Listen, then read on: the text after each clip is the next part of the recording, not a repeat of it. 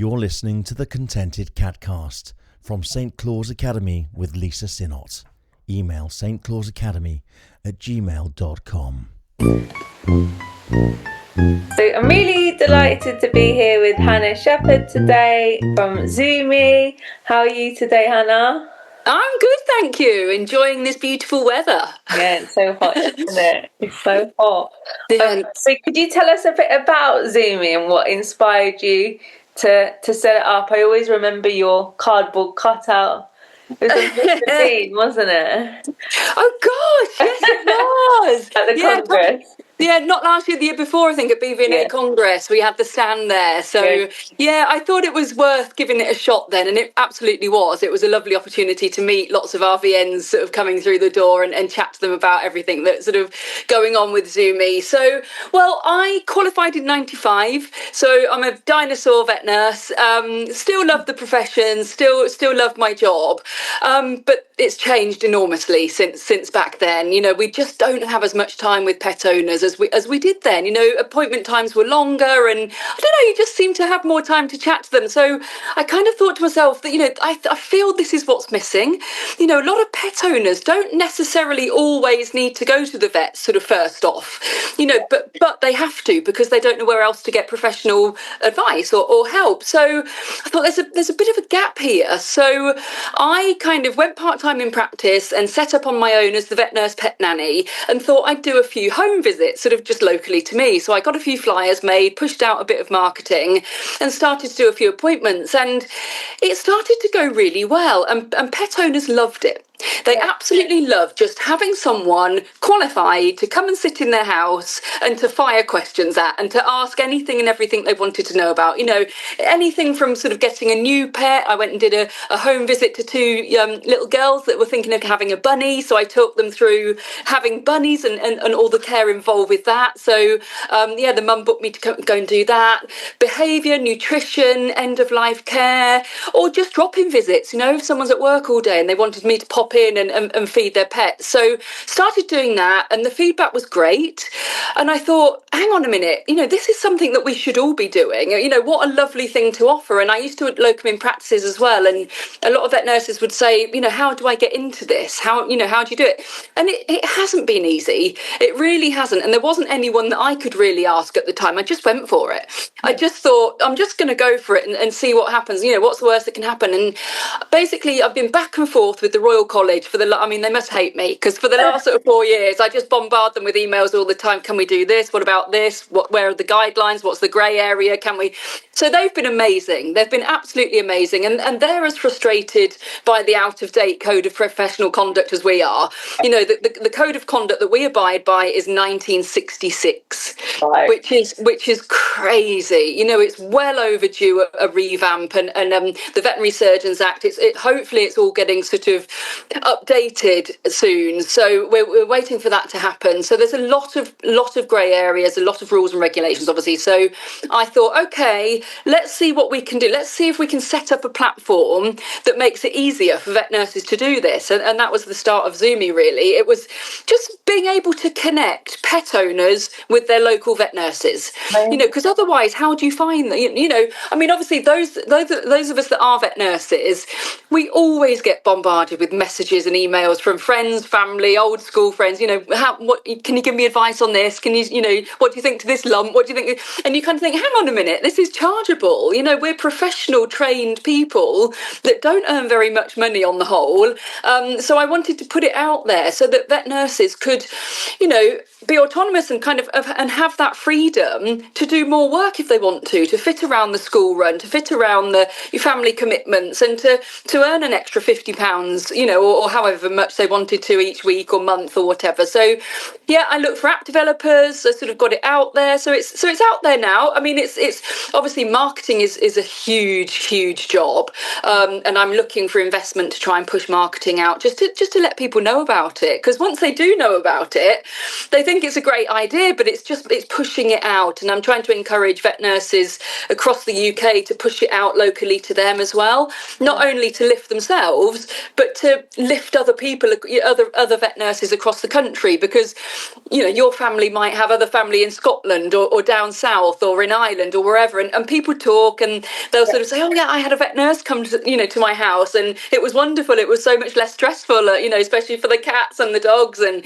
yeah, so that's kind of how it went, really. Amazing. So yeah, you're so right, because if, you know, the cat needs their nails trimmed, maybe they're elderly and they're getting them caught on things, it's potentially going to stress them out a bit more to go to the vet just for that nail trim. So, absolutely. And the car journey is just so much stress for them, you know, and if there's another way of doing it, eliminating all of those stresses, why wouldn't we go for that, you know? Yeah. Exactly. Oh, that's brilliant. That's so cool. Yeah, I mean, I've downloaded that. I think the nearest vet nurse that I've seen recently to me is in Hartford. A lady called Sarah. Yeah. Oh, okay. Well, we've just kind of pushed out a new feature. It's all being a little bit redesigned at the moment. We've pushed out a new feature so that pet owners can send out a general inquiry and it gets pushed out to all the RVNs within a 15-mile radius of that person.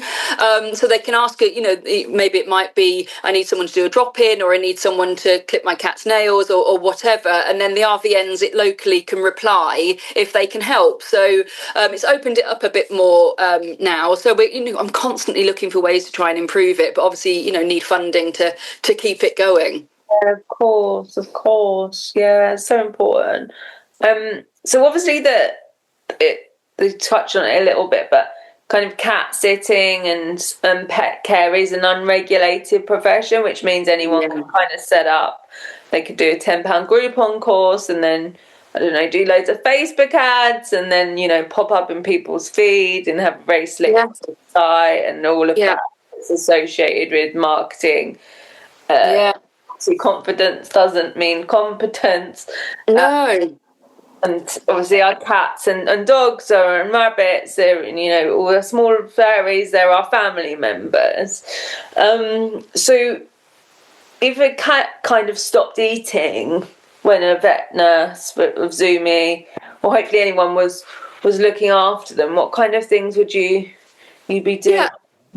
I mean, you know, we'd need to speak to the pet owners as well. Obviously, you need a bit of history with that. You know, stopping eating for a couple of hours, obviously not too much of a problem. But if there's, you know, they've stopped eating and their demeanour has changed, then, you know, that needs a vet check. If they're showing signs of pain, or if they're lethargic, or they're not moving around properly. You know, cats are very good at hiding pain and illness, and if they go off their food, that's almost a sure sign that there's something going on there. Now, it might be something longer term, so having a good conversation with the pet owners just to see, you know, to get a bit of history on that. I mean, obviously, as vet nurses, we can't diagnose, we can't prescribe, we can't, you know, that's all down to the vet, but we can pick up and we can guide owners with the early signs to hopefully get these pets seen sooner than they might have done otherwise. So no, we'd definitely be in touch with the pet owners to see if anything's changed, whether they've gone onto a new food, whether there's environmental changes, whether something stressed the cat out recently, whether they've, you know, sometimes just having a visitor in the house can put a cat off their food, you know, just something as simple as that can cause these things. So yeah, we always look at the bigger picture. So, you know, getting as much information as we can and not ignoring it, basically. You know, if pets go off their food, we shouldn't be ignoring that. You know, there's usually a reason. That's them communicating with us that there's an issue. So, you know, and obviously if it goes on, then, you know, it needs to be seen by a vet. So yeah. Yeah, no, perfectly placed. And the same thing about kind of like peeing outside the litter tray, or kind of little wheeze. What kind of red flags would that be? And I know it can be lots of different reasons, but yeah, exactly. Again, as soon as there's any kind of urine problems with cats or weeing outside the box, anything like that, initially you have to rule out any medical issues, any medical concerns. So again, a conversation with the owners about that, ruling out any infection or inflammation. But again, you know, watching out for the cat straining, or whether there's any blood in the urine, anything like that. Obviously that needs to go to the vet straight away. But it could be something as simple as, is the litter tray clean enough? Cats like a spotless litter tray. If there's poo or pee in there, some cats won't use it. So making sure that that's refreshed, regularly. Are there enough trays? The rule of thumb is one per cat and an extra one in the household. Has anything changed in the home? Is the litter tray in a quiet and safe location? A lot of litter trays are put in a thoroughfare, in the kitchen or in the utility where the washing machine's banging around and things are clattering and so forth in the kitchen. So ruling out those things first, but also ruling out any medical issues and chatting to the owners about that. So obviously having a vet nurse round is perfect. That's what we know, these things, we know what to look out for, and we know, you'd always have their vet's contact details in case we needed to, to get in touch with them if the pet owners were away. But so many different aspects to it, not just simply it's huge, and the beauty of it is seeing the pets in their home environment. When pets have gone in the back of a car on the car journey to the vet, you're not seeing them as they would normally be behaving at home. They're completely different creatures when they're in the vets, and sometimes obviously with cats, if they weren't stressed before, they are very stressed when they get to the practice. So having someone going and assessing them in their home environment, and also around the other family pets, seeing how they interact with each other, we can pick up on all sorts of behavioural issues seeing them at home. It makes a massive difference as opposed to someone coming into a nurse clinic in practice and trying to sort of ask us what the issues could be. I've been to the pet's home for cat behaviour before, and straight away you can walk in the house and pick up 5 or 10 things that might be causing these issues, straight away. And I went to one the other week, and it was a very overweight cat struggling to jump onto the furniture, all of the usual signs of elderly arthritic-y cats. And the cat was enormously overfed, and of course you just get chatting about everything with the owners, because I'll sit with them for an hour and sit in their lounge and chat with them about what they really how much they should be feeding or how much they shouldn't be feeding, against all the treats that they're adding in there. And then also making life easier for their elderly pets. This cat was trying desperately to jump up onto the back of the sofa. So we discussed about her getting some steps on Amazon, just get some of those soft steps for him to go up. And, so that you're making life easier for your elderly pets, particularly. There's nothing wrong with carrying them up the stairs if they're elderly and arthritic, rather than making them struggle up to the top. And sometimes people just need to be told that, it's basic and it's really simple for us because we that's what we do. But to say to someone, look, lift them into the back of the car, rather than watching them struggle to get in and fall out and not quite reach that, get a ramp, get some steps, get a sling, put a towel under their tummy to help them up, or raise the food bowl up a bit so that it's not affecting their spine, and all of those things that are sort of come really sort of naturally to us as pet professionals, but to a lot of people it just doesn't. And it's really lovely to be in their home and see the penny drop when they kind of think, oh my God, of course, this is really basic stuff, but I just hadn't thought about it. The classic one for me is going to the homes, and of course a lot of homes now don't have carpets. They've all got slippery floors. So you've got this elderly, overweight, not even elderly, all pets, slipping and sliding around. They get so excited when you come in, they're swizzling around, they're zooming around the house, and they're slipping. And I do quite a bit of orthopaedic nursing, and to me it just screams out, these pets are going to be needing surgery before long because their legs are going from under them.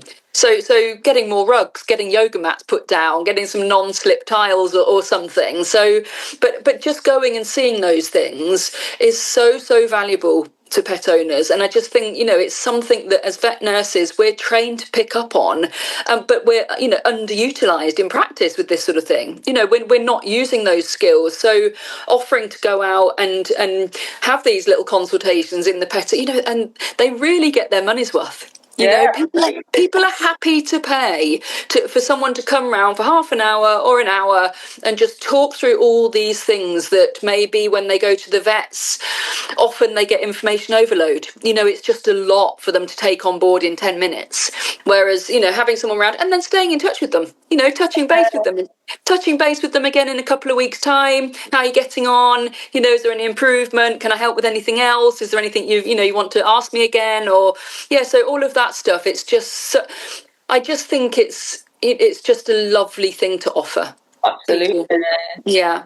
You do like new puppy and kitten all of that stuff. I mean, my dream is to sort of push knowledge out about Zumi and about community vet nursing to all of the rehoming centres. Imagine if every new pet that went home from a rehoming centre had a free visit from a vet nurse, or had the opportunity, knew about Zumi, downloaded it there and then, found their local vet nurses, so that anything that they were struggling with, because it's massive, isn't it, taking home a new pet and not knowing what on earth you're doing, and then before you know it, you're struggling and the pets are going back into rehoming centres.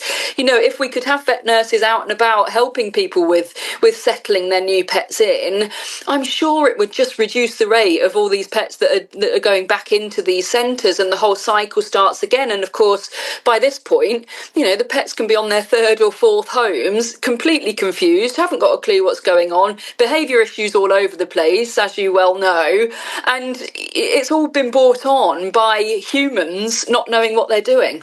So education is absolutely key, and as vet nurses, we're educators as well. We're historically we've been known as the assistant to the vet, but we're not. We're professionals in our own right, and at the top of that is educators helping pet owners to learn about their pets. Amazing, yeah. Oh, what kind of made you be a veterinary nurse, Hannah? Oh, there was never anything else for me. I can never remember thinking I'd rather do that. It was just, there was no question. We always had pets as children. We often had 4 dogs, and we had a couple of ducks, and some random things. But it was just never. And then when I think I started at age 14, just working Saturdays in my local practice, and got to know them really well. It was a large and small animal practice, so it was brilliant. Cesareans and lambings coming in, and all sorts of things like that. So that was really exciting for sort of young 14-year-old me. And then while I was at school, I went after school and was a kennel cleaner after school. You just have to sort of get in that way, really. Yeah. And then of course when I did my GCSEs, but then didn't feel ready to go into the world of work, so I did A-levels after that. Yeah. And then after that, that practice took me on as a trainee. So I'd been there for sort of 5 or 6 years at that point. So I was very lucky in that way, and then did just the sort of day release college course. So that's how it all started. But I could never have imagined anything else. And although people say it was really a profession back then, and it's obviously turned much more into an industry now, it's still a profession for me. I still love the profession. I still go to work and feel kind of the buzz of being able to help people and pets. So I mean, you would only do it if you're passionate about pets. You wouldn't do it otherwise. It's a hard job. It's very emotional. It can be very stressful. And that's become more so with the cost of living crisis and trying to help people. And it's another reason I love going to people's houses, because you can give them the options. The first option might not necessarily be go in and have that surgery done straight away. People that haven't got the money have to be realistic about these things. So having someone there that can give them the option, option 1 might be this, option 2 might be this. We're not diagnosing, we're not kind of giving them the plan, we're giving them options, so that they can make their own informed decisions. At the end of the day, they're the guardians of their pets. It's their decision what they do, no one else's. But I think it's really important to give people options. and educated, informed options. So I love that part of it as well, and being able to spend time with people, giving them those options. The other thing that I really love doing is if you've got, for instance, a newly diagnosed pet with a long-term health condition like diabetes or Addison's or Cushing's or something like that. Again, when these animals are diagnosed, often it's a very short vet appointment, and taking on all of that information and what you're meant to be doing and what medication you're doing and what exercise you should be doing and what behavior changes to look out for and what changes in their coats and in their feeding and all of that to look out for. How on earth can a pet owner who's not in the industry know what to do? And I think that's an enormous thing, and that's very overwhelming for pet owners to have all of that information in a half an hour appointment, let's say. So being able to find a local vet nurse, see that they offer support with long-term health conditions, have someone round for an hour, sit down with them, jot it down. I mean, often with my behaviour consult, I'm not a qualified behaviourist by any means, but I feel that I've got more information than a lot of pet owners would have, and I will often type out my notes afterwards and send them through to them, because I know full well that all of the information that I'm giving them, they might grasp 2 bits of that. So jotting it down for them and sending it through afterwards, they're very appreciative of that, because it's like, oh gosh, I can tell my partner now, or I can tell my children, and whatever. So helping with long-term health conditions, I think, is an enormous one as well. So yeah, I enjoy doing that side of it, and I think imagine, I think there's 22,000 registered vet nurses in the UK now. Wow. Imagine if just a portion of those were out doing this. Imagine the difference it would make to animal welfare. It's huge. It's huge. So yeah, that's my passion. That's why I'm so passionate about it, because I really think it can make a huge difference to animal welfare, having vet nurses out and about, because it's always bothered me that all of our knowledge has been tied up in a practice. Historically, that's I've been in practice for, I think, 38 years now, and only the last 4 or 5 I've been out in the community. And I should have been doing that all the time, really, because the help it's giving people is huge. And I just think if everybody did a little bit, it would make a massive difference. Oh, amazing. Yeah. Oh, do you know how many nurses you've got on Zumi at the moment? Well, there's about 2,500 that have downloaded it. Yeah. They're not by any means all using it, but they're all kind of, obviously with anything new like this, it's trying to change people's mindsets, particularly pet owners. Obviously pet owners don't know that this is a thing, really, yet. It's slowly filtering through. Also with practices, practices are slowly talking about it a bit more now. I think, initially there was the worry of it being sort of competitive to practices and things like that, but actually it's absolutely the opposite. Working, trying to lift each other and working alongside each other. And it's a lovely thing for practices to be able to say to their clients, like, there are local vet nurses who can come and help show you how to administer these medications. I go out for my local practice and do the Librellas in the pet's home, because there's nothing worse than having an old arthritic dog tossed around in the back of a car to go and have a pain injection, to be tossed around the back of the car again, to get home. Why not go and do it? So the vet that I work for gives me the direction to go, and they charge the same. So they charge their injection fee, and they charge the nurse and the drug fee, and all I charge for is my visit. So my time, so that's done in my time, and they can book that on Zumi. They can book it at a weekend or after work or whenever suits them. So the practice don't lose out at all. If anything, it frees up their clinical time. It frees up the nurse's column for other things. So doing more of that would be amazing, and trying to get more practices to see that side of it. Also, the other positive thing for practices is I'll go and do a cat nail clip, for instance. Get chatting to the owners. Oh, are they jumping up on the side as much? Oh, no, she's not jumping at all now. And I clipped a few sort of matted bits of hair off the back of this old cat's back. And I said, why don't you, she might be uncomfortable. Why don't you go in and see your vet and have an assessment and see? And sure enough, I went back into that practice and the boss said, I had one of yours in this week and she's arthritic and she's gone home on Loxicalm. And, so that cat didn't have vaccines anymore. So it probably wouldn't have been taken to the vets if I hadn't have gone round to do that appointment. So now the owner's over the moon because the cat's jumping around the house again a lot more. The cat's got rid of the mats on its back. The practice is happy because they've got their client back and they've got, they're keeping their eye on this cat with arthritis.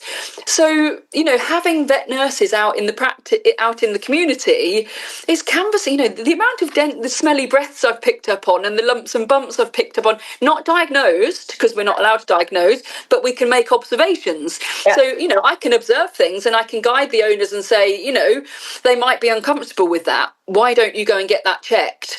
And they'll often do what you say. They're very receptive in their own home, more so than in the practice. Quite often I'll go and I'll use a licky mat, for instance. If I'm clipping, a pet's claws, I'll set up a licky mat with some liver paste or whatever. And immediately the pet owners, oh, that's brilliant. I want to buy one of those. Where do I get that from? So they're very keen to take on board. So it's the perfect time to try and encourage people to get things seen sooner. Absolutely. So and for me, that is another huge bonus. All of these pets that are going under the radar because the owners, maybe aren't able to take them in. One lady that I visit, she's quite disabled. So I go round and see her, and I've actually taken her cat to the vets for her on one occasion. It needed a checkup before it had more meds, and she said, I can't take it, Hannah. And I said, look, I can take it for you. I'll come round. You book your appointment. Let me know when it is. I'll whiz round, collect her up, take her in, come back and tell you all about it. And job was done, and that cat got seen, where so many pets, particularly older ones, are going under the radar. People aren't taking them in. And I think we can pick up on these. We can find these ones and get them seen and get them at least on pain relief if that's what's needed or whatever. And just supporting the pet owners in our community, building up a friendship with them, letting them know that we're here and we're there to help them if they need help. So, yeah. So I'm rabbiting on a lot now. No. Amazing what you're doing. Keep up the good work. I can just rabbit on about it all day. I just feel so passionate that it should be a thing. It just should be. Yeah. Oh. What kind of sponsorship are you looking for? Is there a particular kind of company or? Oh, well, the thing is that, obviously any help from any companies is hugely appreciated, but for marketing, the key is marketing. The key is letting people know that Zumi exists, that there are registered vet nurses out and about in the community, and it's a new way of pet care. Historically, you either didn't go to the vets or you went to the vets. They were the two options, really. Yeah. There has never really been anything in between, and vet nurses are perfectly positioned for that in between. It would be lovely to, partnering up with, I don't know, pet food companies, insurance companies, anything in the pet industry, lifting each other up. We've got a perk section on Zumi, and we've partnered with, we've got Pet Remedy on there, we've got Licky Mat on there, we've got Pit Pat, they're just about to go on there. We've got Vet Relieve, Lauren with her orthopedic pet beds, we've got her on there, so they often give us a discount. Yeah, they often give us a discount, which is brilliant. So that in itself is helpful, because quite often I'll go on a visit and someone will want to buy what I've been using, and I can say, oh, have a look at, or you can go straight on here, because of course for a pet owner going to a pet shop, it's a minefield. Yeah. No idea what you're looking at, and there's just too much stuff. So it's not a pet shop as such on Zumi at all. It's products that vet nurses would use themselves and would recommend them, or promote themselves, or just sort of guide owners that this is an option kind of thing. So yeah, so we've got a few of those things on there, but I'm going to lots of sort of funding events and things like that, but it's hard going. There's not many people giving away money at the moment, and you need a good purse of money for marketing. So so trying to find pet loving people who want to come on board. Yeah, that's, it's been stressful. It still is stressful, but I'm determined we'll carry on. We'll sort of hang in there and see what comes of it. But, we need some lucky shares on Instagram and, just to get it out there that it's a thing. Yeah. So, any comments, shares and whatever is really useful, just because it just gets it out there. Oh, amazing. Oh, well, keep up the good work. One last question, if that's okay. Of course. CPD hours for vet nurses, that's quite high, isn't it? Yeah, it's 15 hours. So it's 15 hours. I mean, I enjoy doing CPD. I'm a bit of a nerd for CPD. So I do it okay. A lot of people sort of leave it to the last minute. I do sometimes leave it, but I've got a couple of things, but I'm going to Lou Northway's VN Spark, which I'm really looking forward to. So that's a day, and I went last time and it was superb. It's just such a lovely event to be with other vet nurses, and I think that's like a 7 or 8 hour CPD chunk. But yeah, I mean, there's so many different ones you can do, isn't there? But yeah, it's 15 hours. But it just means that we just keep on top of all the up-to-date stuff. Yeah. And I think, again, that's a lovely thing to offer pet owners that you wouldn't get if you got someone to walk your dog on Rover, or if you got a pet sitter on, a different, I'm sure there are thousands of wonderful pet sitters and wonderful dog walkers, but you never know who you're getting. No. I think with registered vet nurses, we're on the register for a reason. We have to be on that register, and we have to keep up with our CPD. We have to keep up to date with all the sort of current guidelines and regulations. So no, I think it's really important to keep up to date with the CPD, and just choosing topics that you enjoy. That's the key thing. Don't do things that you find dull. Focus on the ones that you love. I love behaviour. I love nutrition. I love medicine. I love there are lots of bits and bobs. I love anaesthesia. So there are bits that I really enjoy, and I'll sort of go for those ones. But of course, other vet nurses will have interests in exotics or radiography or dentistry or whatever. So the great thing is that we all overlap. We all have our sort of passions. So no two vet nurses will be into the same thing necessarily. So yeah. Oh, amazing. Well, keep up the good work. Thank you, Lisa. You too. It's been lovely to meet you.